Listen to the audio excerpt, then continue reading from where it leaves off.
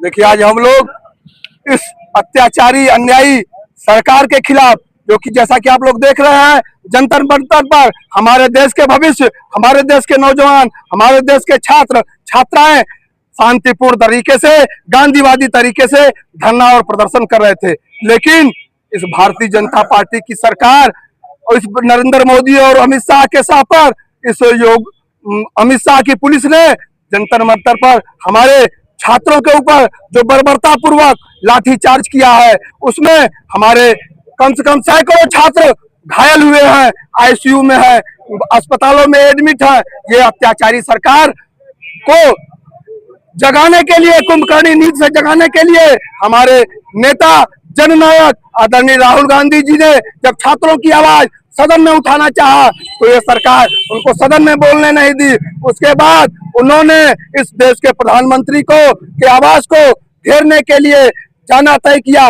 जब वहां वो धरने पर बैठ गए, सरकार जाने नहीं दी, प्रशासन जाने नहीं दिया, तो धरने पर बैठ गए। लेकिन उन विपक्ष के नेता को जिस तरह से इस सरकार के इशारे पर सड़कों पर घसीटा गया, उनको जेलों के अंदर डाला गया, उसके खिलाफ हम कांग्रेस के लोग आज सड़क पर उतरे हैं और इसका विरोध करने के लिए। लेकिन ये सरकार हम लोगों को आगे नहीं जाने दी। यही धरने के माध्यम से हम लोग रुक गए। लेकिन जाने वाले थे?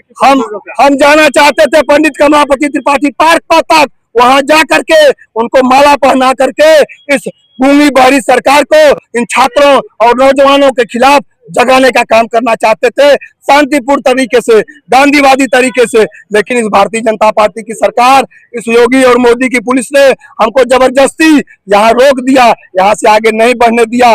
लेकिन हम अहिंसावादी तरीके से, हम गांधी के पुजारी हैं, इस वजह से हम यहीं रुक गए, धरने पर बैठे।